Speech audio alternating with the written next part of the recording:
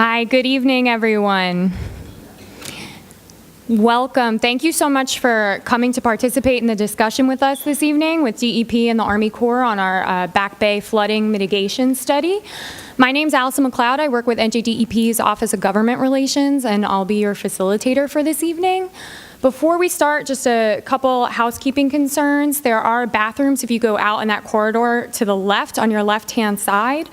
In the event that we need to exit the auditorium, we ask that you just stand and calmly walk. There are exits up here, and there are also exits in the back where you came in. And if you do have a cell phone or electronic device, just please put it on silent or vibrate. And if you need to take a call, in the same way, we just ask that you step outside to take that call. Part of the reason for that is that tonight's session will be recorded. The recording and the presentation materials will all be available for you after the session on the New Jersey Back Bay Portal website. The address for that portal can be found on the welcome sheet that was at the front desk when you came in. If you didn't pick one up, you can feel free to grab one on the way out. And again, this information will all be available on that portal as well as the recording of tonight's presentation. So that brings us to why we're all here tonight.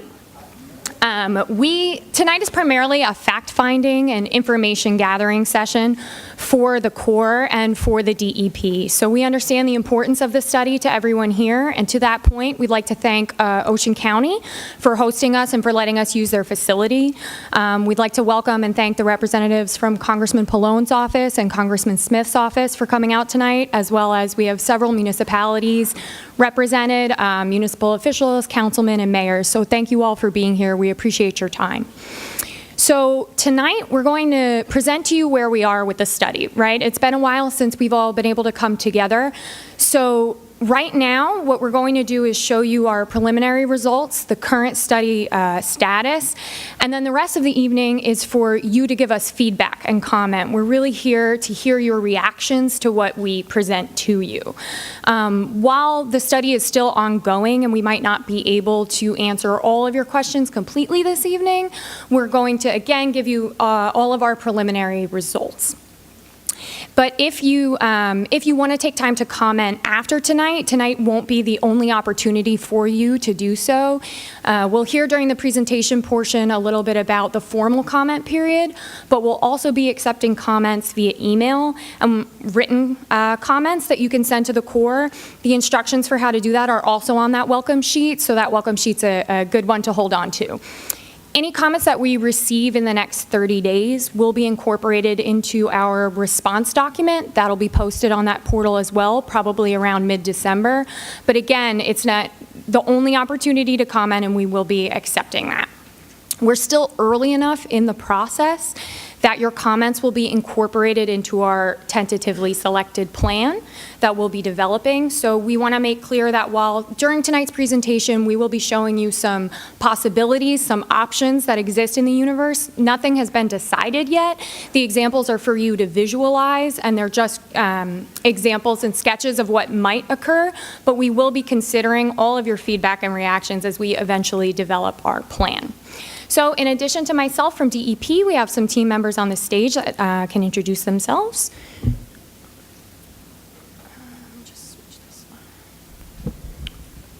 Hello, everyone. My name is Bill Dixon. I'm the director of the Division of Coastal Engineering for the DEP, State of New Jersey. My office is the local sponsor of this study.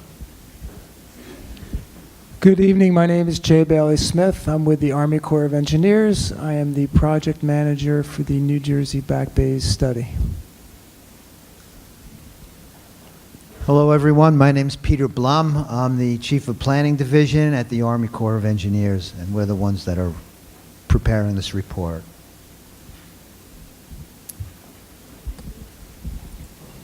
Okay, so for tonight, what we're going to do is we're going to you've seen outside some of the study information to kind of orient you. Then we're going to go through a quick presentation, and then after that, the majority of the evening will be your opportunity to comment on what you've seen and heard. The way we're going to do that, we've been handing out comment cards. So as you're listening, please feel free to write any questions or comments, and we'll be collecting them. Marguerite from the Corps is in the back. She'll be happy to take your cards, and we will go through them. Also, at the conclusion of the presentation, if you would prefer, you can come up to the microphone. We'll open it to public comment that way as well. Because we want to hear from as many of you as possible this evening, we do ask that you just limit to 2 minutes your comment or question. And as you start approaching that 2-minute, I'll kind of give you the high sign. But just so everyone is aware, the recording of the evening as well as the questions could be subject to a Freedom of Information Act request. So if you would prefer to just write your questions down and have me read them, that's fine as well. So from the top down at DEP, we want to make clear that we understand how important this study is to you and to your communities, and that's why we're here, to hear the feedback from the people that live in these areas. Our commissioner, Catherine McCabe, has spoken about this project, and she said that she recognizes there isn't a one-size-fits-all solution for all Back Bay areas, and that's why we want to hear from you. On the study team, as Bill Dixon said, he's the Director of Coastal Engineering, and he is under the Assistant Commissioner Dave Rosenblatt of NJDEP's Division of Engineering and Construction. So we'll hear more about the project from Bill in a bit, but first we're going to hear from the Army Corps.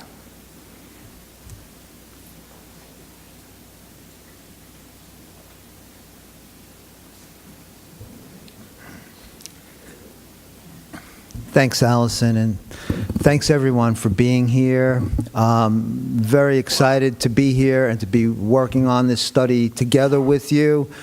That's one of the things we want to stress, is that we get nowhere without you and without your input.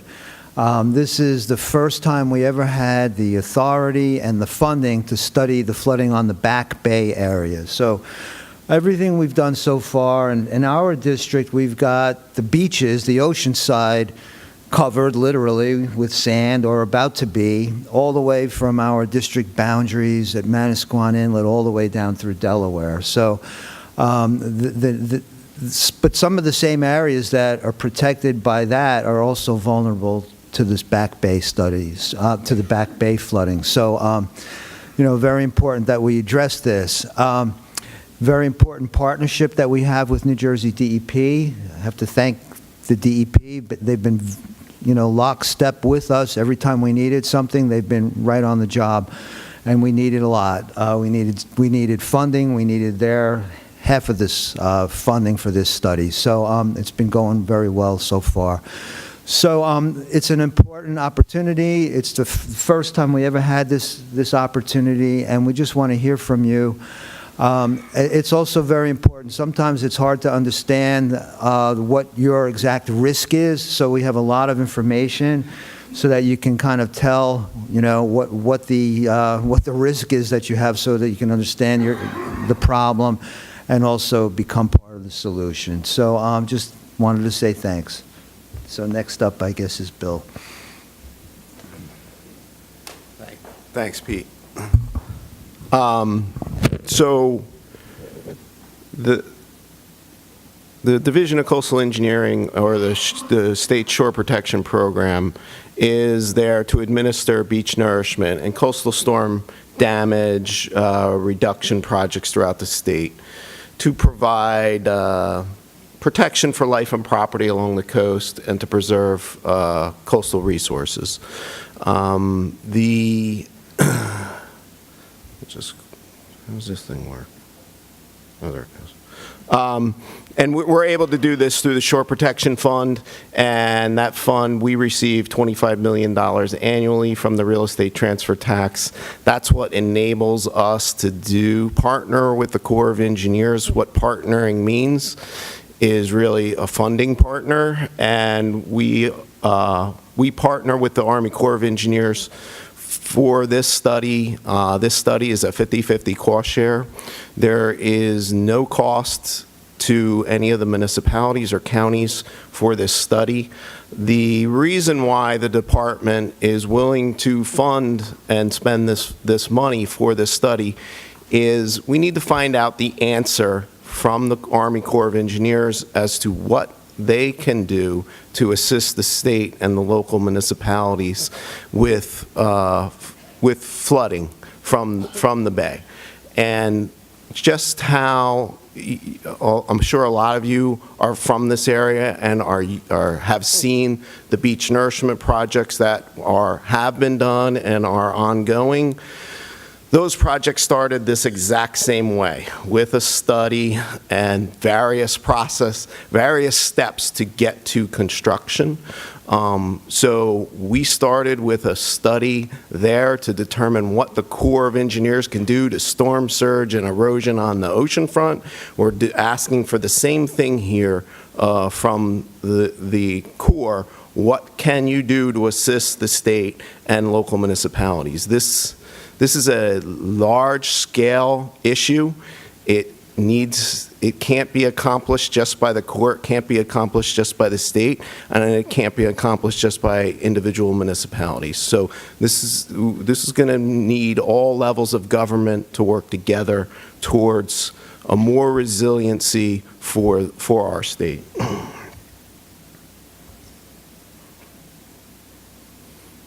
What's wrong with this thing? I apologize, I'm not the best with this. Allison, you know me? Oh, there it goes. Okay, so it's slow. So you hit it, and it takes 30 seconds for it to react. So the reason why the state partners with the federal government is pretty straightforward. In order for us to do a project with the Corps of Engineers, we're able to do that project at 65% federal cost, 35% non-federal, and that non-federal is split generally 75% state, 25% municipal. So as you can see, that means 8.75 cents on the dollar to a municipality versus doing a project 100% on their own, or doing a project just with the state where they would have to fund 25%. What I'm showing you here is this is for a project that goes to construction. We don't know what's going to be selected as the plan and what will go towards construction. That's the whole purpose of this study, is to determine what can move forward. And I'm just going to say something quickly about this slide, and JB can take over. This slide shows the study areas, that large purple area that you see, but all those green and red and orange areas are the existing projects and what state they are in, as far as these are existing projects that have already been authorized. They've already gone through a feasibility study. They've been authorized by Congress, and they're in various stages of construction. The majority of the oceanfront has been constructed or is under construction. The only section that has not started construction yet is the Wildwoods. So that's basically what this slide shows you.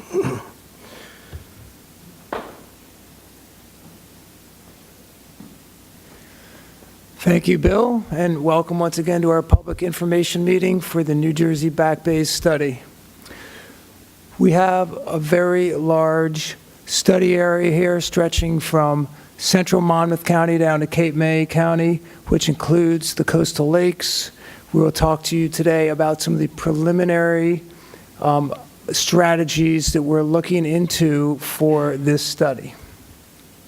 The purpose of the study is to look at coastal flooding and sea level rise risk management to reduce damages to your homes, to population, to infrastructure, towards implementing system-wide structural, non-structural, and natural and nature-based solutions. We know where this started, Hurricane Sandy in 2012. Since then, there's been many other storms that have resulted in flooding in the Back Bays. As a result of that, the Corps of Engineers with Congress have authorized or had authorized a North Atlantic Coast Comprehensive Study, from which 9 focus areas were identified. The New Jersey, along the east coast of the U.S., the New Jersey Back Bays study area is one of those focus areas.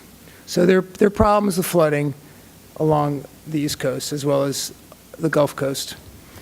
The flooding will likely not get better If you look at this slide, using one of 3 Army Corps of Engineers sea level curves, the flooding, as we see here, the inundation from Hurricane Sandy in the purple will likely get worse if you see the lower right, the green curve, which is an intermediate quote-unquote curve, which projects a higher sea level rise rate than historical means, shows in the green on the map that flooding will get worse within the next 50 years. Before you leave that graph on the lower right-hand side, if you see all those squiggly lines on that picture, that's the actual sea level rise that's occurring at Atlantic City, which is the only true oceanfront tide gauge we have in the state. So that is the actual sea level rise that has already occurred. Those other lines are what could occur. Various people are predicting various rates of sea level rise. That shows the 3 different Corps of Engineers estimated sea level rise curves. So that's what that shows you.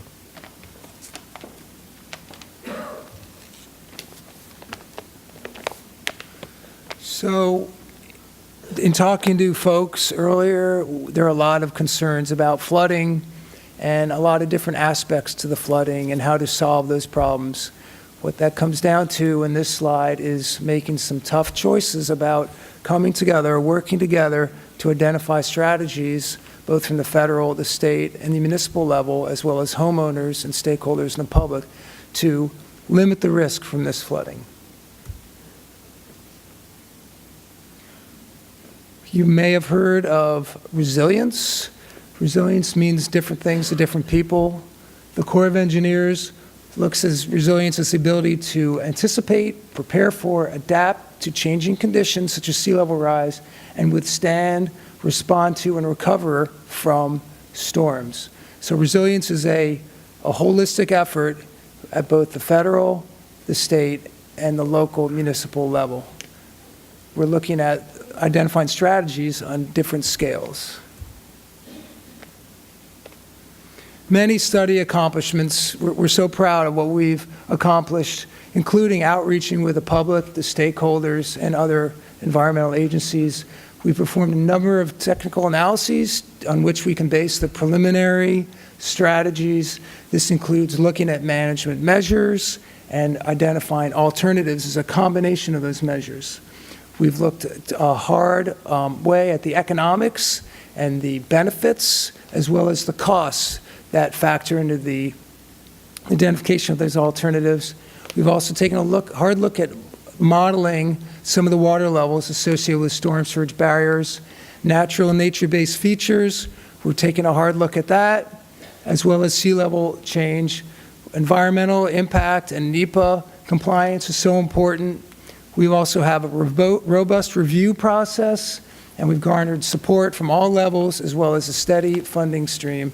So there's an avenue to work on the study and complete it.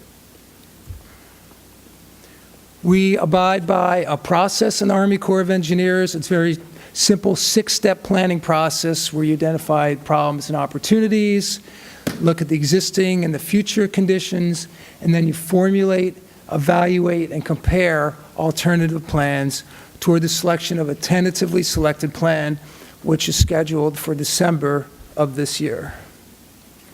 The overall study strategy, which we'll delve into here, is to look at the universe of management measures and then break those down into different components. We have the storm surge barrier, we have the flood wall levees, we have the non-structural solutions, and the natural nature-based.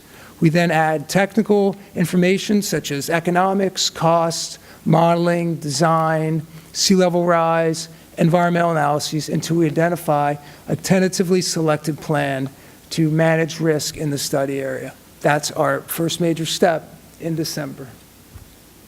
So this is our original management measures.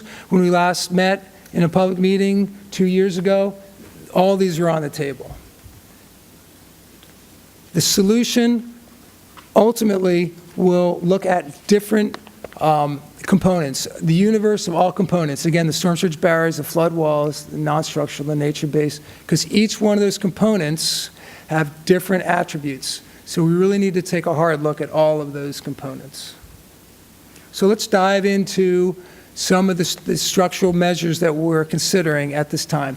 Again, preliminary results, but for storm surge barrier, you may be familiar with what has happened in New Orleans in our country, or overseas in the Dutch, who work closely with the Dutch and the English for their expertise in storm surge barriers. But in the upper left, you can see that a storm surge barrier is composed of a number of different types of gates. The central gate there is a sector gate, which opens to the side and will allow the safe navigation passage of boats on a regular basis. The gates to the side of that, the vertical lift gates, are a little more limiting in that will allow recreational boats. A very preliminary overview of Barnegat Inlet shows that there's, similar to what we see in New Orleans, a navigable sector gate flanked by vertical lift gates, and then flanked by impermeable structures where it ties into the dune. On the right-hand side of the slide, you can see the existing condition water levels and the barrier alternative water levels with storm surge barriers, like on the upper left, at Barnegat, Manasquan, and Shark River. So when we close these gates during the storm condition, that will reduce the storm surge that enters the back bay. Comparing the left to the right figure on the right, you can see that there's a reduction in water level for this storm surge scenario on the order of 3 to 5 feet. So these barriers work, and there's a lot of examples of that. We're also looking at flood walls and levees. A flood wall is a much more robust structure than the bulkheads you might be familiar with. It requires a significant construction element. An example of potential flood wall and levee example in Manasquan Inlet is shown on the lower left in the green line outlining the waterway. It's important that these flood walls, when we construct them, are uniform, both in consistency and height, to reduce flood levels. On the right are two visual impact slides. You can see that adding a flood wall will inhibit visualization from homes along the waterway in both cases, on the order of up to 4 to 5 feet above existing bulkheads. So this is a concern, an aesthetic concern that we understand our stakeholders and the public have as we develop this preliminary plan. Again, these are preliminary plans. As we continue to work through the storm surge barrier analysis in the next few months, these plans may change as they become a hybrid plan, looking at all the features, the flood walls, the storm surge barriers, and the non-structural elements.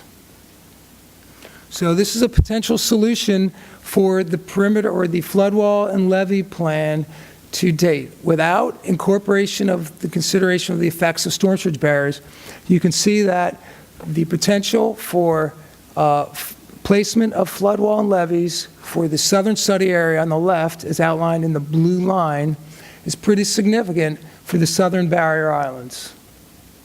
However, on the north, because of different water levels, different amount of structures and assets within the barrier islands, and different costs to construct the height of the flood wall, there will be less flood wall possibilities during our initial preliminary screening in the northern right-hand side of the slide here.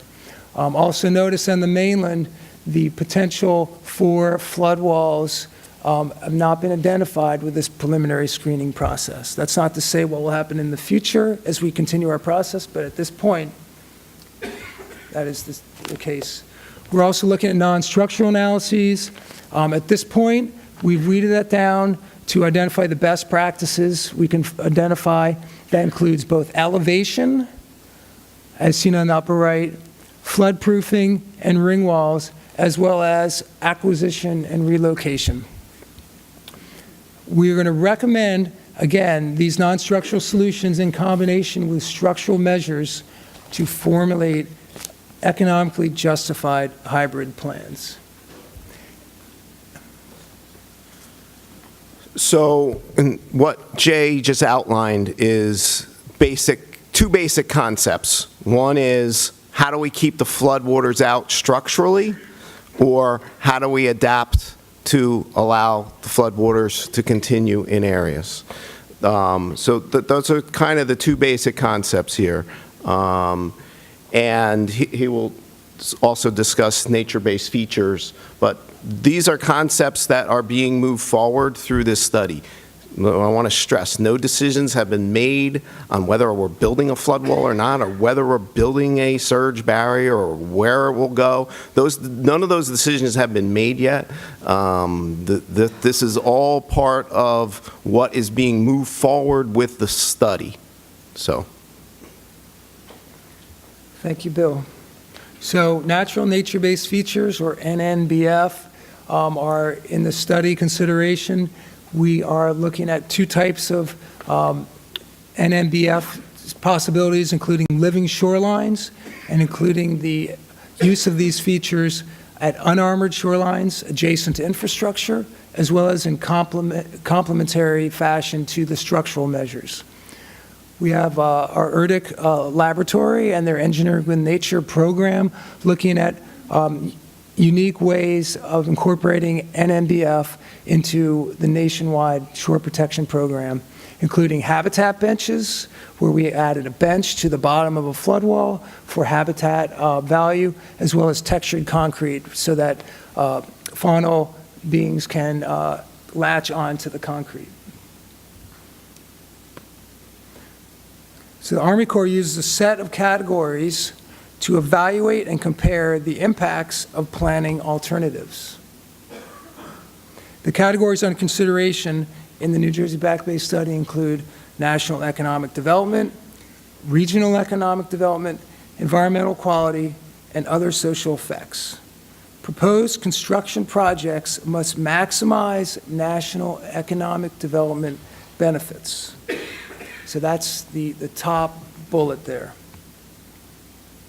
Costs will then be evaluated for all relevant measures, the perimeter, the structural, the storm surge barrier, the non-structural, over a projected 50-year period of analysis to find the NED plan.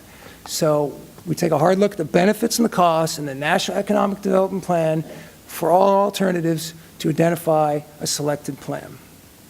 The regional economic development considers the changes in regional economic activity for each plan on a regional basis.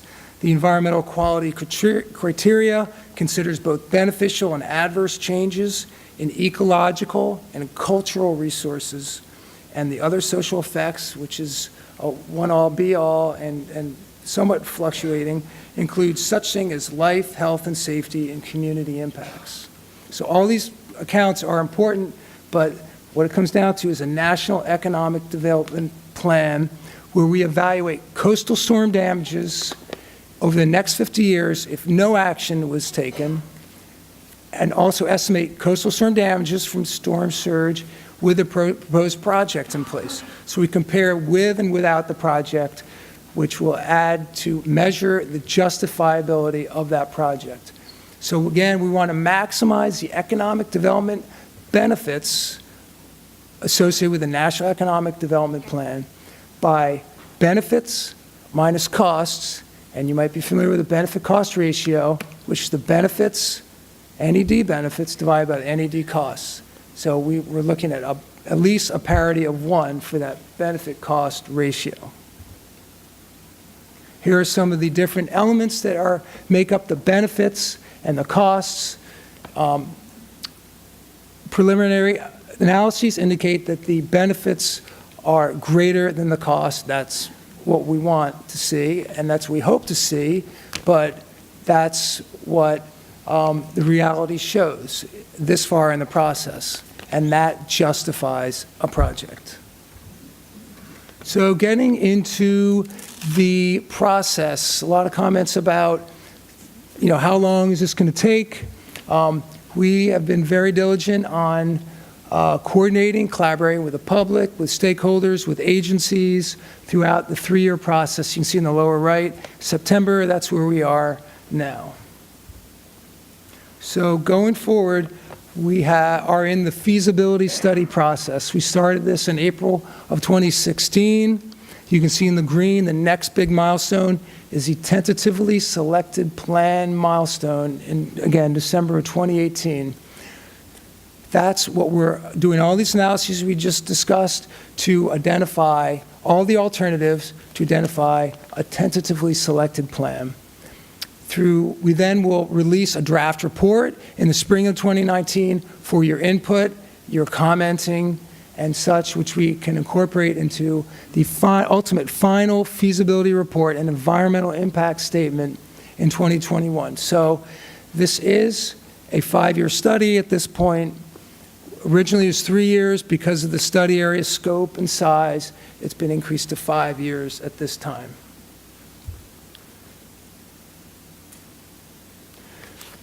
After we're done with the study process, we have to go through the design and construction process, which will start in 2022 by a WRDA bill, Water Resource Development Act bill authorization with congressional support, as well as with appropriation of funds for design and construction.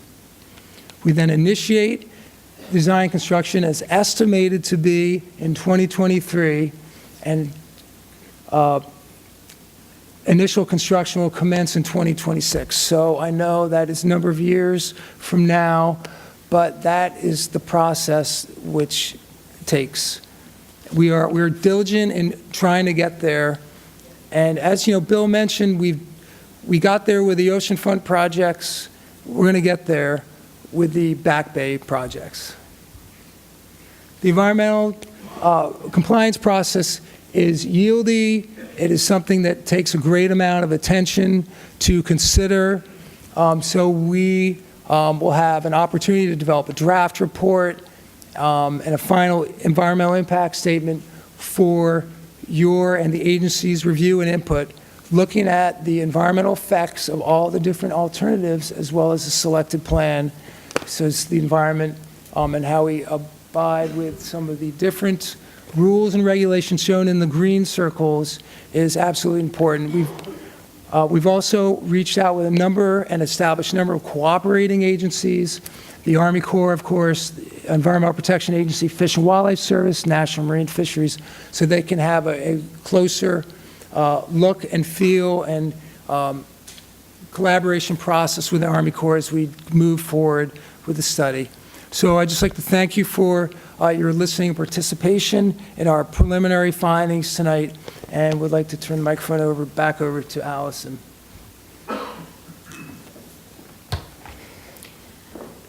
Thanks, JB. So now this is the part of the presentation tonight that's really important for us. We're here to hear your feedback. If Marguerite could just sort of wave again, and any of our team members with a name tag, they can collect your comment cards and your questions. So they'll be walking throughout the audience taking your cards. So if you just want to hold up if you want someone to grab one. You're also more than welcome to come down, line up behind. We have 2 floor mics, so they'll be open for comment as well. Again, we want to hear from as many of you as possible, so we just ask that you keep it to 2 minutes. I'll kind of give you that high sign. Again, anything that we get in the next 30 days will be incorporated into a response document that will be on the portal probably around mid-December, but we encourage you to comment in the next 30 days, in the next 40, 60 days. Just keep sending us your comments, okay? And if you don't want to comment tonight, if you think of something later, again, we have on that welcome sheet, we have the email address that's collecting comments, as well as the mailing address if you'd prefer to send them in writing. So I will just open my timer. And with that, looks like we have someone ready to go. So, sir, please. Thank you. All right, I'm concerned with Little Egg Inlet. I've been down to Indian River Inlet in Delaware many times, and you people have installed a pumping station there that takes all the sand that comes down from the north side of the inlet to the south side of the inlet and pump it back north again. That seems to be working, and I don't see that anywhere as part of your program, that you might do that somewhere else. And it seems to be a project that you've done that works. The inlet there in the end of Long Beach Island is a real problem, because over the years, if you studied it over the years, Islands have disappeared, Tucker's Island, lighthouses have disappeared, life-saving stations have disappeared. There's been many breaks and new inlets formed over the years. I don't think a solid kind of structure like you're talking about for Barnegat might work there the same way it might work at Barnegat Inlet. Also, Great Bay is the cleanest bay on the East Coast. I think the studies have been done that prove that. And hopefully, whatever you do doesn't disturb that at all. There's a huge flush that comes out of the Molucca River. In fact, years ago, they did clam relays where they took polluted clams from the Raritan, put it in Great Bay, and they were edible in 2 weeks' time. That's the kind of a cleanliness to the bay.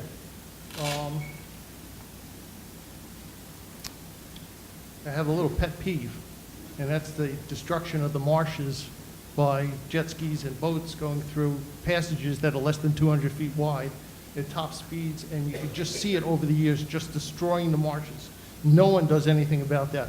No one enforces the law. Maybe once a year, I'll see a Marine Police or a Coast Guard boat there handing out tickets for one day out of the whole season, and it really degrades the marshes, something terrible. Thank you for your comments. Did you want to address the pump station? Sure. We're well aware of how Indian River pump station works. We have a separate study called the Alternative Nourishment Study that we have partnered with the Corps on alternative ways and better ways to manage the sand on the oceanfront project. So that's a completely separate effort from this Back Bay study that we're here to talk about today. Little Egg Inlet is very, very different than Indian River Inlet. One of the major significant factors there is that is a federal wilderness area. There's special considerations for that area compared to every other inlet in the state of New Jersey. So the part about environmental compliance, any selected plan that in order for it to move forward must meet with all environmental regulations. You know, we're, like I said, we're still in the early phases of this. We haven't selected anything yet on what can move forward because we still have to go through the study process to find out that answer. Sir? Thank you. Thank you for your comments. My name is Richard Adelman. I live in Manloking. In the interest of full disclosure, I'm about a half a mile south of the Manloking Bridge where Sandy came through, and my house survived. Praise the Lord. I did see a lot of your comments there that you do have environmental considerations. I'm not an environmentalist. In fact, I'm a real estate developer, so I'm one of the bad guys. But I heard a beautiful presentation. I see Britta is here from Save Barnegat Bay, and reminding us that we are not the only residents of New Jersey. I am a human being, full disclosure, but I think somebody needs to speak for the fish larvae, the crab larvae, the clam larvae, the oysters, the scallops, and all the other people that won't have a chance to come to public hearings to deal with the invasive species, the stinging nettles and the clinging jellyfish. And we really have a sick bay that Rutgers has identified to study 9 areas of Barnegat Bay. Britta will correct me if I'm not quoting her. I only heard her speak. I didn't take good notes. 4 or 5 of those 9 areas are non-viable. That the temperatures created by the nuclear power plant make it non-viable for the fish larvae and the crab larvae and the clams and all the things we like to eat off the bottom of the bay. I think I just want to be reassured that the Army Corps is working very closely with someone like the Barnegat Bay and the Save Barnegat Bay organization and with Rutgers environmental departments, that we listen to those voiceless interested parties, because to have a dead bay, we might as well just have steel walls. We need to have a live bay. Thank you. Thank you. And Britta, please speak. JB, you want to talk about? So The environmental aspects of the study are paramount, absolutely paramount, which is the case with all studies and projects that the Corps and the DEP do. So many, regulations that we abide by so that our studies and projects are environmentally sound. We have gone to great length to cooperate with agencies to make sure that they're involved in the process, and we have had several meetings with those agencies, and we'll continue to do that. The Barnegat Partnership and other local environmental agencies are been involved in the process from the beginning, and myself and Steve Allen and our environmental team are always willing to and open up to listen and talk to these folks. So environment is paramount, absolutely, as we move forward.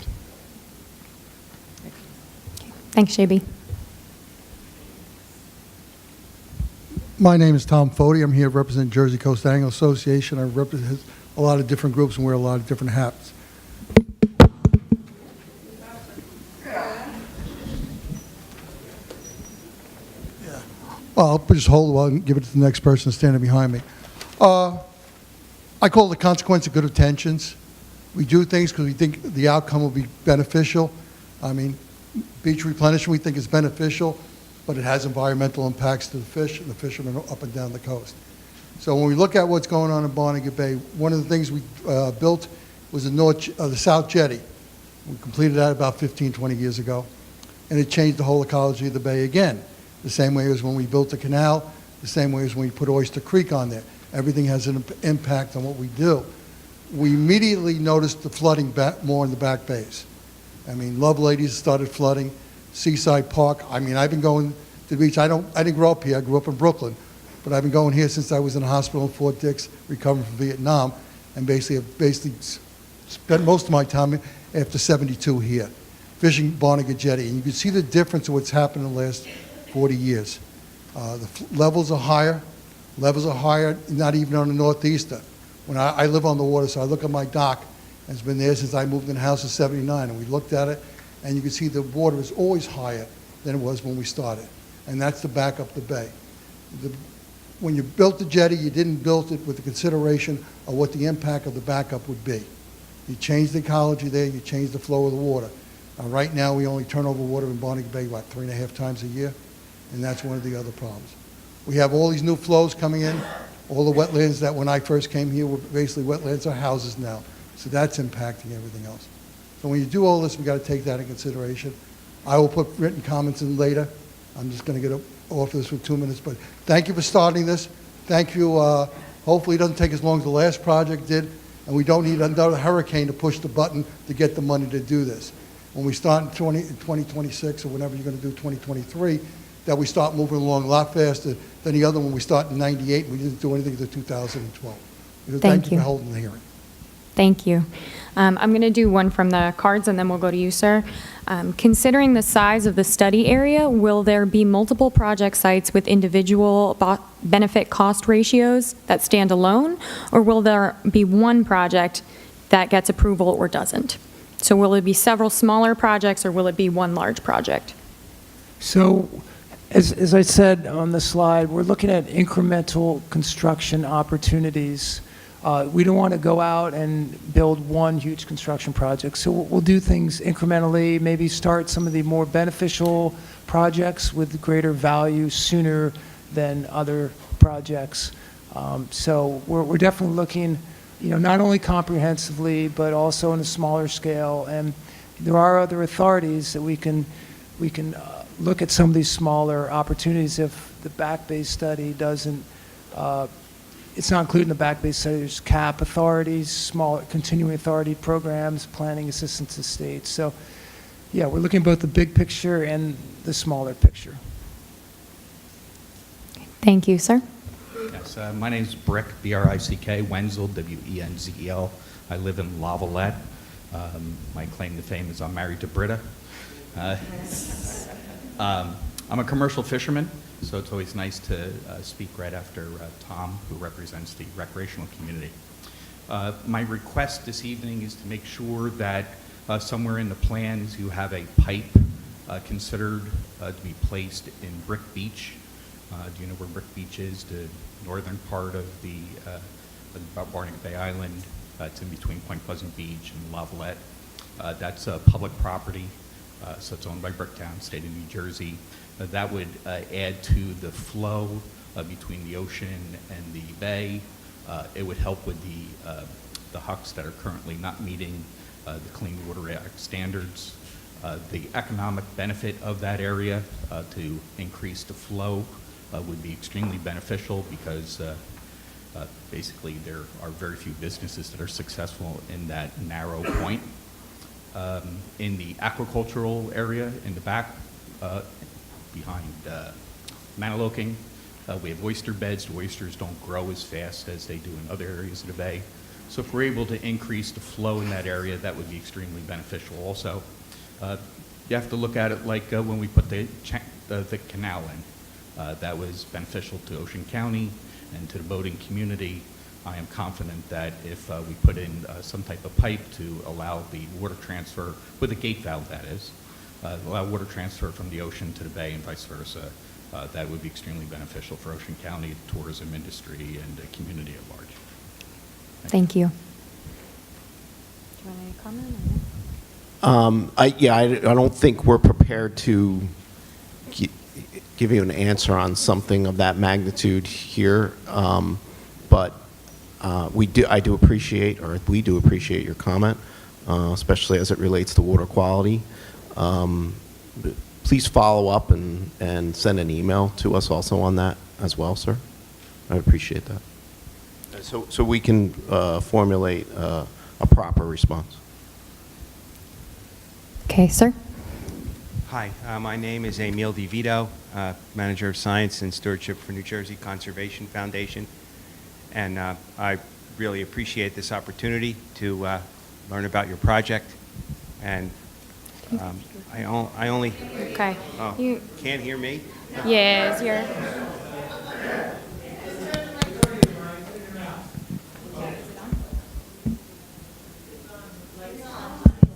There you go. How's that? Thank you.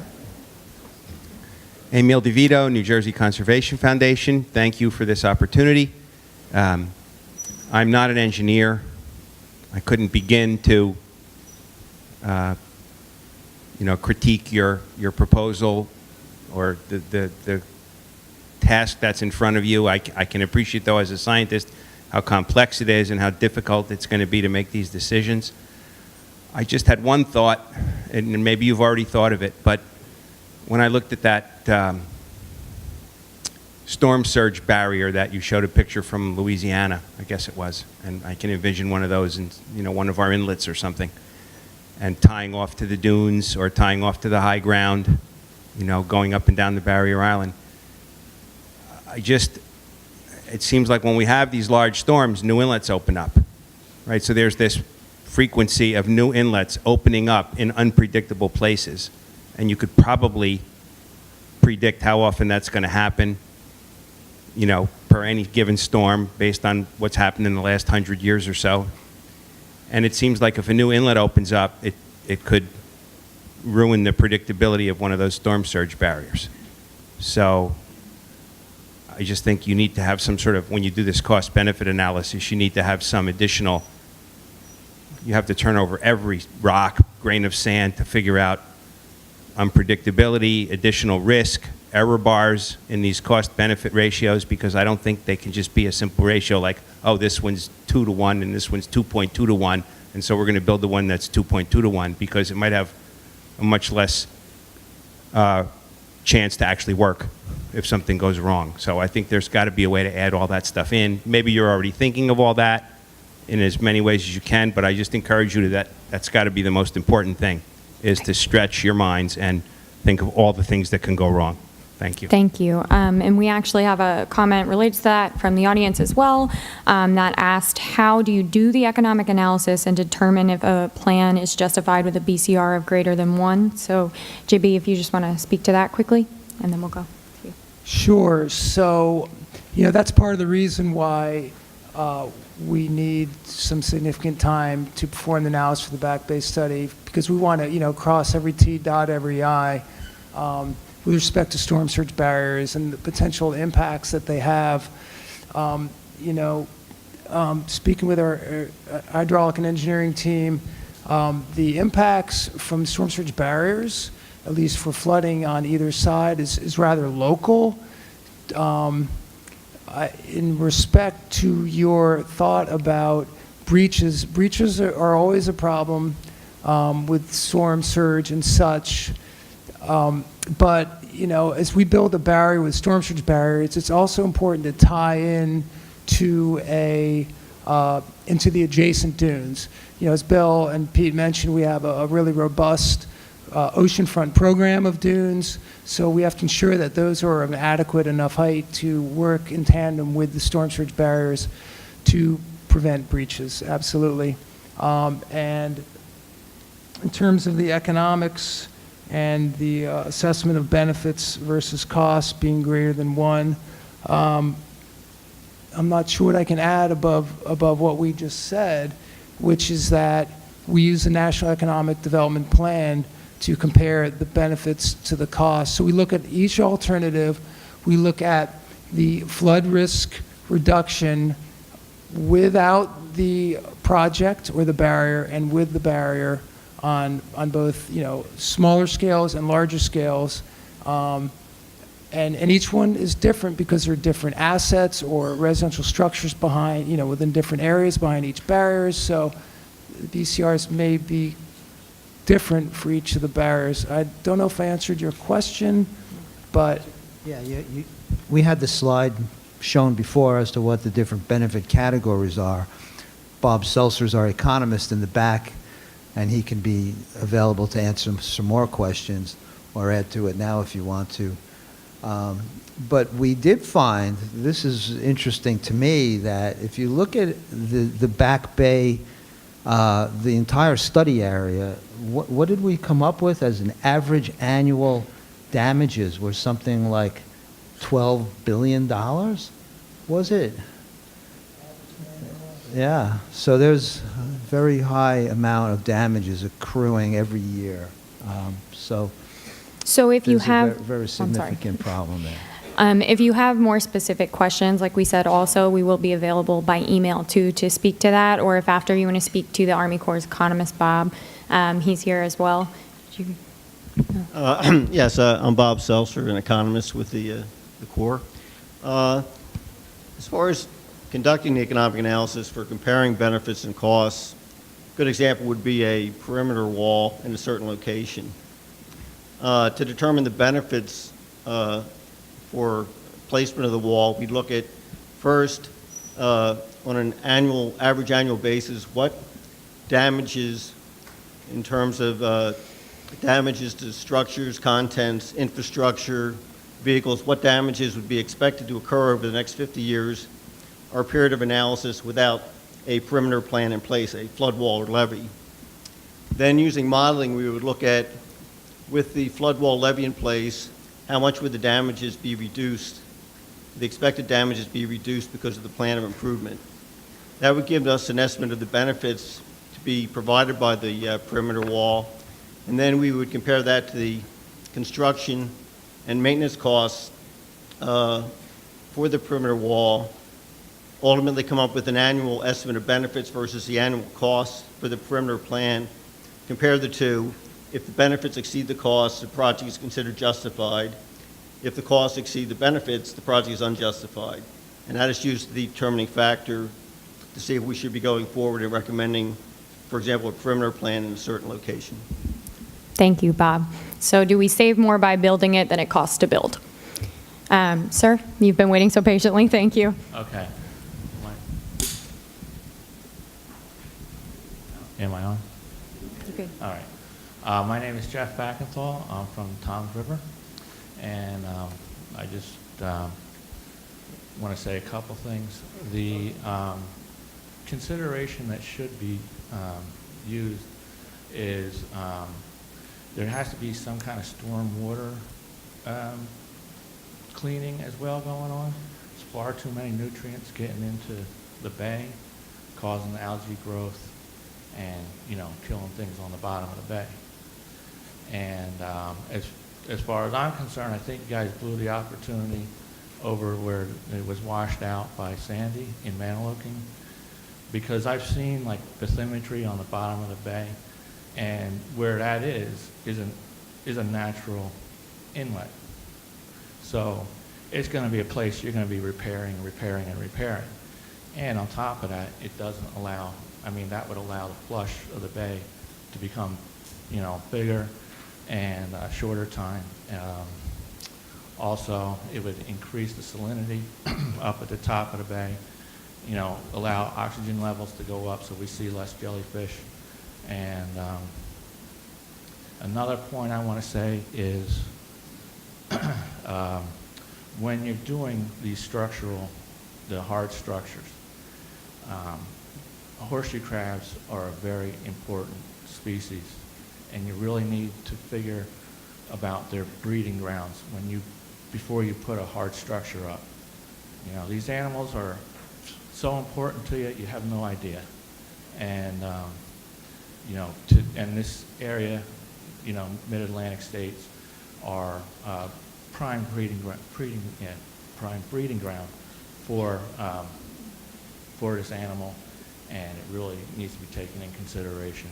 Thank you. And we will, like we said, work closely with those environmental partners that we listed to take things like horseshoe crabs and any sort of water effects into consideration with any proposed plan.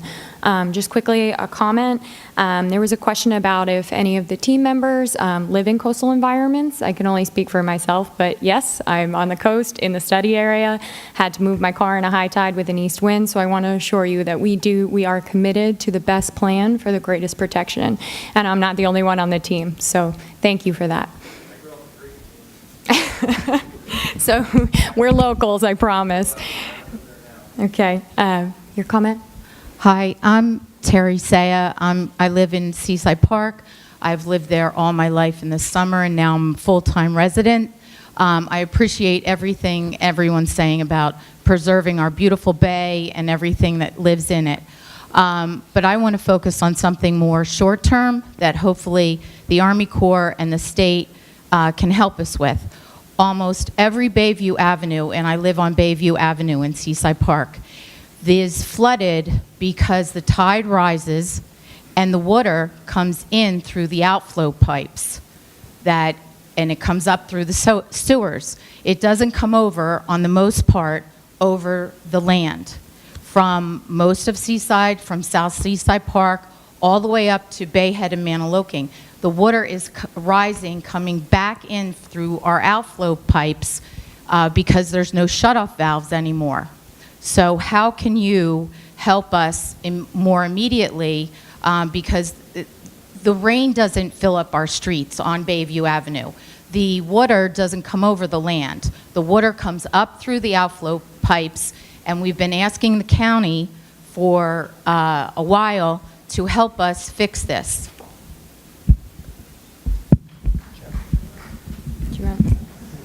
Do you want me to talk about stormwater real quick, or do you want? I can. Okay. One of the efforts that DEP has, I'll just speak quickly. Our Bureau of Non-Point Source Pollution works with stormwater management. We work with counties and municipalities to try to clean out. Thank you. To keep our sewer and stormwater outflow pipes cleaned and maintained. So we're working closely with the counties and the municipalities on that operation and maintenance. But you're right, when those become clogged, that's when you can get backups through your stormwater systems. Okay. Okay. Sure. I think that maybe a quick answer, and we can go over that more. But wouldn't this be covered in the storm surge barrier alternative? I'm asking our team. Would this be covered in the storm surge barrier? If the storm surge barrier is Right. collected, Right. areas that she mentioned. Yeah. And we did take a special look. The DEP asked us to take a special look at Seaside Park, and we had what we call a continuing authority study going on there to see if we can get a solution for Seaside Park faster and outside of this bigger study.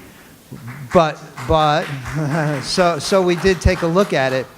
and we had a solution, but the scope of the solution is beyond what we can do in that other program, so we have to fall back to this bigger study for the longer-term solution. So we did try, and I know Bill and your team, we gave it a good shot, but the alternatives are too big, and it has to go back to Congress.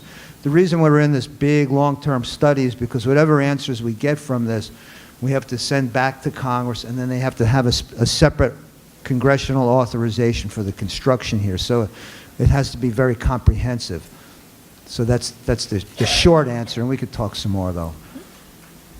So one other point is there is funding on the national level from the Housing Urban Development Group, I believe, that administers funds through the state's Department of Community Affairs for community development block grants funding, which help municipalities on a local level to tackle things like outfalls and flap valves and pump stations. So that's perhaps another opportunity to consider for that specific type of problem.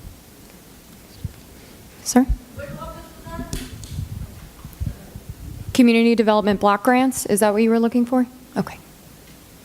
Hi, my name is Willie DeCamp, and I'm president of Save Barnegat Bay.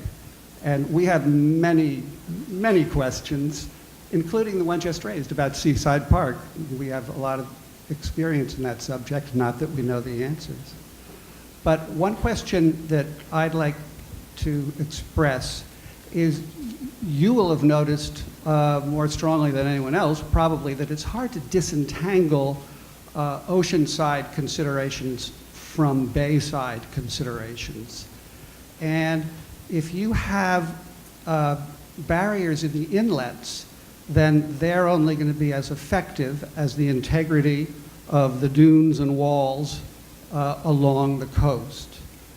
And in order to keep those dunes and walls functional, and in order to keep those dunes and walls places where we want to go, it takes sand.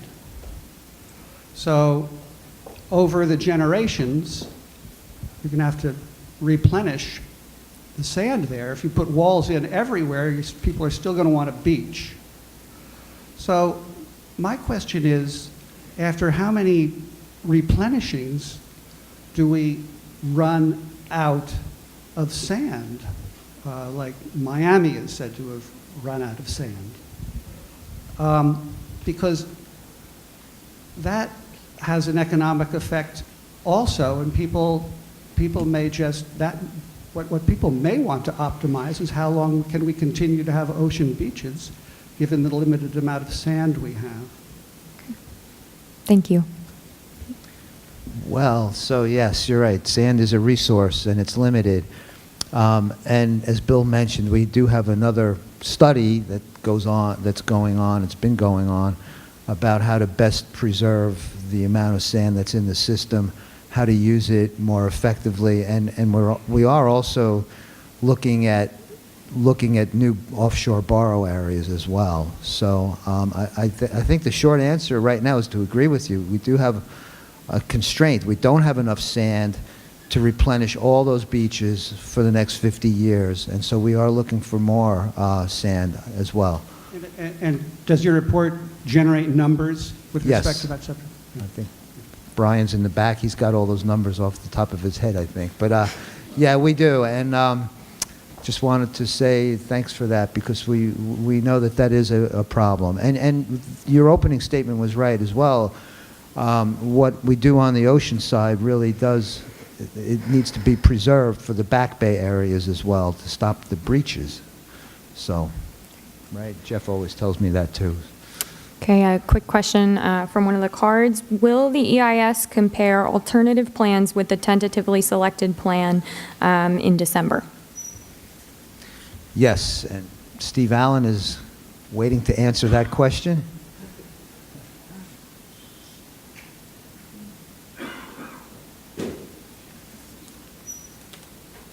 Hi, I'm Steve Allen. I'm a biologist with the Army Corps in Philadelphia, and I'll be responsible for working on the environmental impact statement, and just want to point out that we are going to be looking at some preliminary alternatives and impact analysis of them, but we'll be disclosing them in a non-formal type of document that's going to go out for the public for review, which at a later date, then we will put out a draft EIS, which will look at things a lot more detailed. The first cut or the first document we put out will help inform on how we can focus more investigations where we start determining where some of these impacts are really acute or long-term based on, one of these various alternatives. But there will be a vigorous alternative analysis as well as the selected plan analysis for impacts,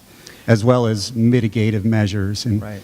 it's a process we're going to be working with resource agencies and developing that together, as well as public input.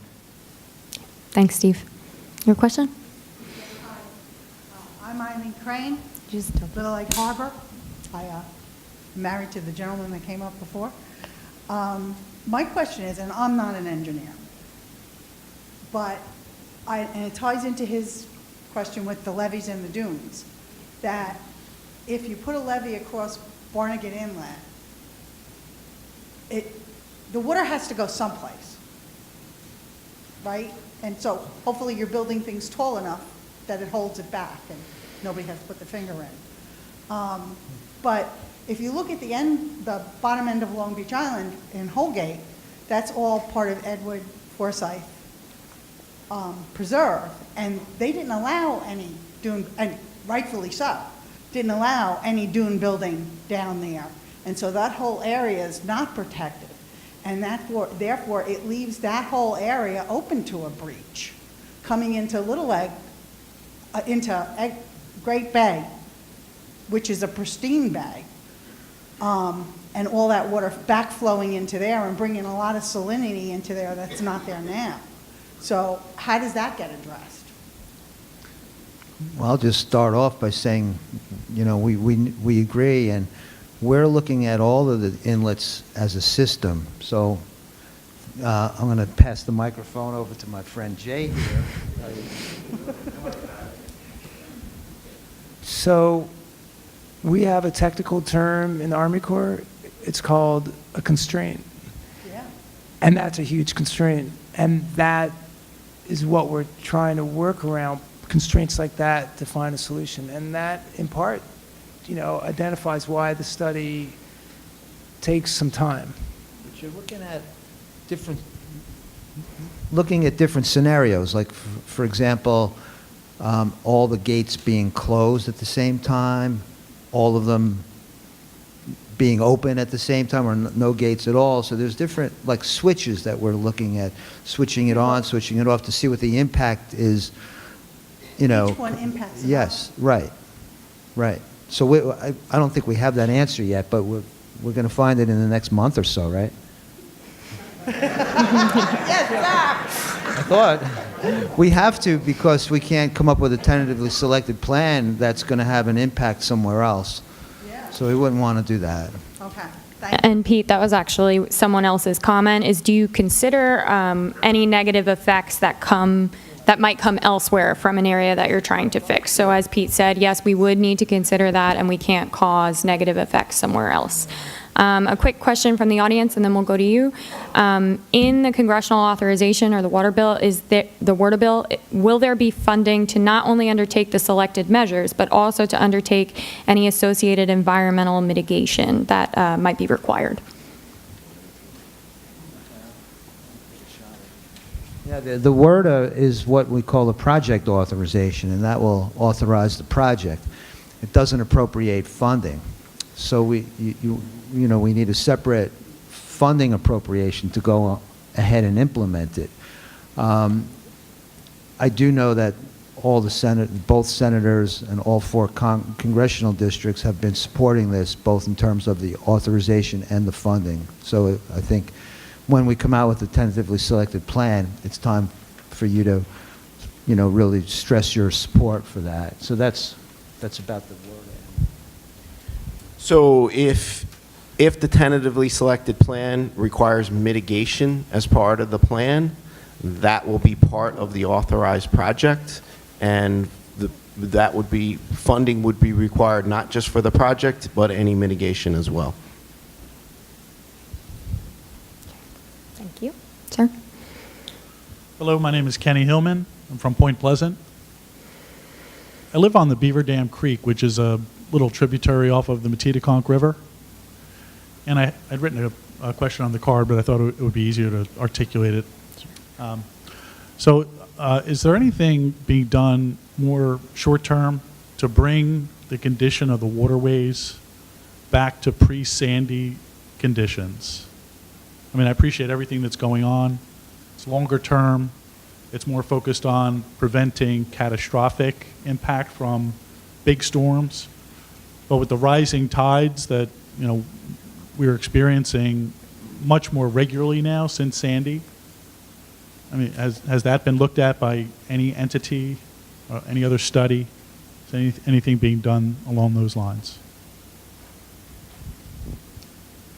By pre-Sandy conditions, you mean the depth and the ecological quality of the waterways, or the flooding itself? Or? The water table is higher overall, so I think another gentleman commented about his dock and seeing the water just being much higher year over year since Sandy. That's what I experience as well. In fact, it's also tied into another comment that was made about the check valves, because I have water regularly coming in from the Beaver Dam Creek onto North Stream Parkway. It floods the road now, and that didn't occur very often at all before Sandy. Now it's a regular occurrence. So the graph that we showed before shows the sea level rise that has been occurring. It's been occurring before Sandy, and it's occurring now, and it's going to occur after Sandy. It's not just due to Sandy. There wasn't I don't know if Jeff wants to speak to this, but there wasn't just a sharp rise in sea level rise due to Sandy. That's not what the record shows. But it's just been, I will say this, there's been a much more heightened awareness of it, and people are noticing it much more now than they had previously. There are some ways to keep water out of the stormwater outfall pipes.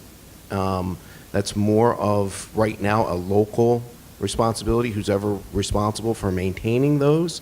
But as soon as that water gets above a certain elevation, it's going to flood anyway. So that will take care of the nuisance flooding or the spring tide events and so on and so forth to keep water out of the streets. But that will help for the high frequency storms. But the low frequency storms, which are the bigger storms, that's where we're looking at these larger storm damage reduction projects. Thank you. What about dredging operations? Would that have any impact on lowering the water level? So everything is related to the ocean. These are tidal systems, and the issue that we have is the ocean. The ocean level controls is what's controlling the levels back in the back bay. And then you add wind and there's other factors. But the bottom line is, if we can dredge in the bay, and that will help navigation, may help water quality. There's other advantages to do dredging, but it's not going to lower the water elevation of the ocean coming into the bay. Thank you, Bill. Just a quick comment before we go to you. Someone said we can make the walls more visually attractive if those are selected, including colors, painted scenes, texture, and incorporating them that way. So thank you for that comment. Hi, my name is Pam Hilla. I'm a resident of Toms River. I'm also a professional engineer. I work for Remington and Burnick Engineers, who's a consultant engineer for a lot of coastal towns. And I just have a few questions with regards to some of the structural solutions. If you are to pursue a structural solution for the long term, who would be responsible for owning and maintaining the walls or the pump stations. It seems like quite a large undertaking, and there'd be a lot of long-term costs associated with a structural solution. Also, with regards to the non-structural elevations of homes and commercial properties, how would the funding be set up for the elevation of the structures? Would the funding go directly to the private homeowners, or is it going to have to go through a local entity like the municipality? And are there going to be cost shares associated with that? And I want to know what kind of consideration there's been from a non-structural solution on some of like the public entities, like coastal evacuation routes, elevation of roadways. That's, you know, all of our municipalities have issues with unpassable roadways. A lot of their residents are choosing to elevate their structures because they were either substantially damaged and received grant funding, or because flood insurance, you know, premiums are going up. But the funding to elevate roads and, you know, hasn't really, you know, been made available. One other comment is with regards to the existing DOT pump stations, specifically with Seaside Park. Seaside Park did make an application to tie in their drainage into the DOT pump station, and we were denied because of the additional water that, you know, was going to go to it. Thanks. But currently the pump stations are submerged, and they pretty much just pump the bay continuously. So, you know, we're actually trying Thank to you. improve the condition of the pump stations, and we would like some additional support if we could get some. Okay. That'd be great. Thank you. You want to? So, hi Pam. The maintenance issue I can address. So as a sponsor, this is with all projects with the Army Corps of Engineers. All operations and maintenance are the responsibility of the non-federal sponsor. And in this case, it will most likely, non-federal sponsor will be the state, but we will be partnering with the local municipalities as we currently do on the beach projects. How we're going to move forward in deciding which projects we're willing to sponsor, how we're going to do it, how we're going to be able to operate and maintain these things, these are all decisions that are going to have to be made in the future in coordination and partnership with the municipalities. I don't know we know what we do right now. We don't know exactly what the operations and maintenance responsibilities are going to be for some of these structures. Obviously, the largest operation and maintenance costs would be one of the surge barriers, but these perimeter plans will also include interior drainage issues like pump stations, because we have to get the rainwater out. So we can't induce flooding by putting in a perimeter plan. So these big long-term operations and maintenance, we are going to have to coordinate with municipalities and figure out how we're going to do it. It's hard to say right now until we know what's moving forward and what choices the state and the municipalities are going to have as far as which projects should we do, or which, we're going to have a choice at the end of this. So we're going to come up with a plan that's going to have these incremental plans within it. And the state and the municipalities are going to have to decide, well, do we want that? Are we going to sign a project partnership agreement and build something and operate and maintain that? So those are decisions that are going to have to be made down the road. It's too early to tell right now, but that's a very good concern, and it's a very big concern for the state as far as O&M goes. As far as the roadways go, I'll let Jay speak to your middle question. Some of the roadways are being considered that could be raised as part of this project. So there's locations where we could raise a road instead of just putting in a flood wall. So that is going to be a consideration, some of that as part of this project. We're actually doing a road raising up in Monmouth County on a federal project that's already authorized. So that their road raisings are looked at and can be incorporated with this. But so I can just say some road raisings will be considered. So I believe the last part of your question had to do with elevation of structures for non-structural solutions and how that would be funded. And, you know, that's still to be determined.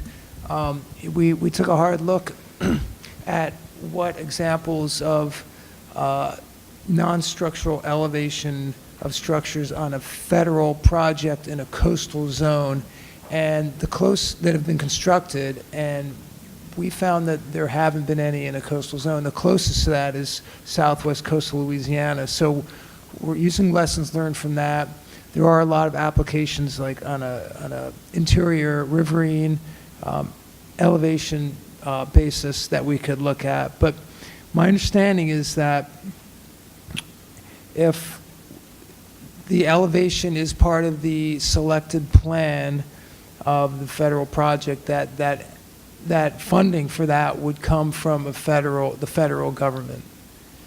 So I'm not sure how that would would go directly to the private homeowner, or it would have to pass through the municipality?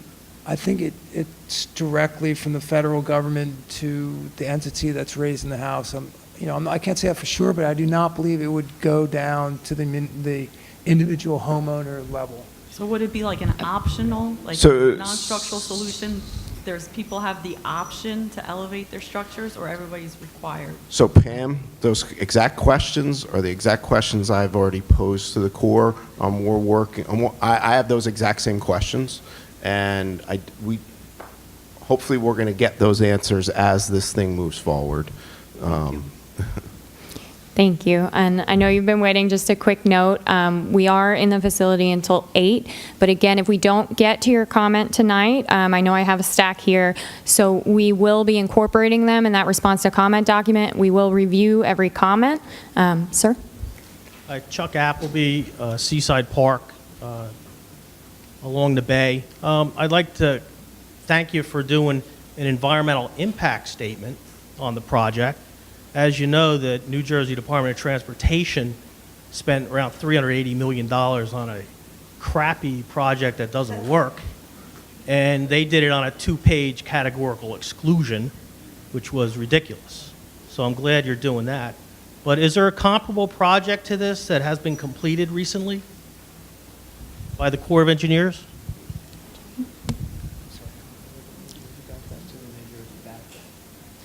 So the sort of shining star of projects similar to the Back Bays, where we look at multiple solutions, is the Coastal Texas study, where they're looking at the entire coastal Texas coast, and that's currently studied. But the federal government's built a number of barriers in New Orleans and in New England. So we do have experience in storm surge barriers. But nothing like this, nothing this size, I don't believe. I'm more familiar with building a federal building, and it takes around 8 years just to build one building. So I think your timeline is pretty optimistic, to say the least. So I often work with the Corps, and putting reality in, I think, would help everybody, because I think reality is things take a lot longer than you anticipate. That is true. What was shown there as far as that is the soonest we anticipate any funding for construction could come, what was shown there. I can tell you right now, the Northern Ocean, the Manasquan to Barnegat project that we're building right now in Northern Ocean County had a word of authorization in 2007. We did not get funding until the Sandy supplemental bill. So, a minute, everyone's tired of how long it takes to get things done. So they passed, in one of the Water Resources Act, they said you will not go beyond 3 years and $3 million anymore, because We have studies like the Passaic that have been going on from the day I started. I won't say how many years ago, and it's still not finished yet. We're not going to be able to do this in 3 years, but there's a very short leash on us to get to complete this, and that's why we need your input. And it's great to see the involvement that you have, because we will not we're not going to take forever to get this done. In fact, there's a law that says you will not take any longer than 7 years, no matter how many waivers you get. So our 5-year time frame is pretty accurate, I think, for the best we can estimate now. Thanks, Pete. Well, my comment, what I wanted to say was I've been on the same street for 40 years. So I raised my house 12 and a half feet, considerable amount of money. I see you have BFE plus 3 on one of your slides, where 3 feet's a lot more than other people are doing. Have you worked, it seems like the project is stovepiped, which we call. It's all you guys, but you have the DOT and all these other organizations and the stormwater management of the whole Barnegat Bay estuary and everything. I think all that caused the problem, and all that has to be looked at to fix the problem. It's not just one thing. And a 10-mile constraint, if you want to call it that, of Island Beach State Park, where you could have breaches at one of several locations at any storm, is a little too much to accept. Thank you. Okay, your comment? Hi, my name is Britta Wenzel. I'm the Executive Director for Save Barnegat Bay. I know I had a few advertisements earlier. I happen to live in Lavalette on the Barrier Island, and a couple of just facts for our conversation. There are more homes, more structures, bigger homes, bigger structures, and more people on the Barrier Island since Hurricane Sandy. I live there. I watch it being built. There was another Rutgers study. I know Mr. Adelman spoke about a Rutgers study about water quality in Barnegat Bay earlier, but there was another Rutgers studies which talked about the hazards if there was to be sea level rise in the Barnegat Bay estuary. And that scientist, I don't recall her name at the moment, maybe Stan would know, said that whether or not the experts were right and we had low level sea level rise, medium level sea level rise, or high level sea level rise, regardless of the prediction that you decided to accept, that the economic impact in the Barnegat Bay watershed really didn't go up that much. And the reason was because all of us are living on the edge. The majority of the development in the Barnegat Bay watershed is either on the Barrier Island or as close as we can get to the water as possible, because that's why we live here. And so I'm listening to what you're talking about, and I know that in Barnegat Bay, Mr. Adelman got it right, out of the 9 segments of water that we measure for water quality and report to the federal government, 5 of those segments of the bay no longer support aquatic life. The other 4 out of the 9, 2 of them had what's called insufficient data, and that's where I grew up in the Beaver Dam Creek. Somebody else is here from Beaver Dam. And that's because the data wasn't good, but historically we know that those areas typically fail for supporting aquatic life also. So really what I want, I understand, and I could speak for a long time, and I apologize for that, so 2 minutes. The reason why the water quality is suffering is all the hard structure. It's all the houses and the impervious cover. And what you're talking about here, at least in part with the structural remedies, is more hard structure. So what I'm asking you to prioritize in this plan is the green infrastructure, the natural aspects, all the environmental remedies, the marshes, the dredging of the channels, the intercoastals, and using that in our local municipalities where we know we need that. Thank you. Thank you. Just to let everyone know, while we are at 8 o'clock, anyone who's up here will obviously let you comment. Thanks. So, sir. Bob Checkeye from Brick Township. I live on Perch Creek. And for years now, I've watched the meadow in my backyard disappearing as the water rises. And as your chart showed, the oceans are a foot higher now. So I appreciate all the work you're doing. And I think we're asking you to do the impossible. unless you have the money and the wherewithal to make this look like Holland, the water is going to continue to rise. You can raise the streets, so that runoff has to now go somewhere else. The majority of scientists in this country say that our problems are not building walls and things. A problem is we blow up mountains of coal, rock, we turn it into gas. We take trillions of barrels of oil out of the ground, we turn it into gas. I actually think to look at the cause of this and to find a solution, well, you can look this way. That's up to all of us. If we move more towards electric vehicles, more towards solar, the scientists say we might be able to at least stop this, maybe turn it around. Now, I appreciate you trying to do what you're doing, but I feel we're just treading water. So, thank you. Thank you. Sir? Stan Hales, Director of Barnegat Bay Partnership. First, I'd like to invite the Corps to participate in our meetings. There are at least a dozen or 20 partners of ours who are here tonight. It's great to have public meetings like this where lots of opinions and perspectives can be shared. So I do invite you to join us at our meetings and put some of these issues on the table. Second, to follow up on issues that a number of people have raised, this problem's not going away. It's only going to get worse. We don't know the rate at which it's going to get worse. But I'm wondering if we do many of the things that you want to do and spend money to buy us some protection. It seems to Britta and to some of the previous speakers' points, we're just going to see more bigger houses, the water's going to keep rising, and we're locked in this cycle of spending more money to protect more money as more people come to the shore. And have you included those costs in sort of your cumulative impact assessment as we go down the street? Because we can look back over the last 20 years and figure out what the increasing costs are likely to be as we continue to move and develop up to the shore, up to the water's edge.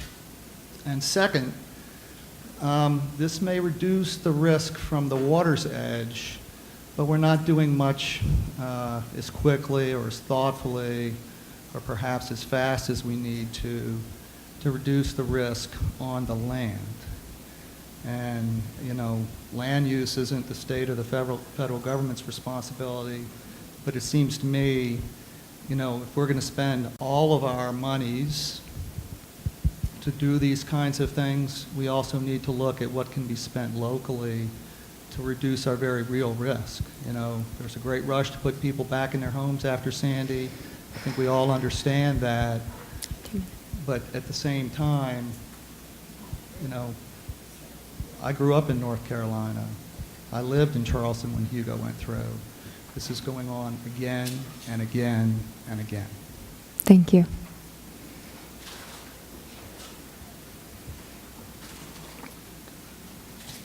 Hi, James Hopkins, Stafford Township.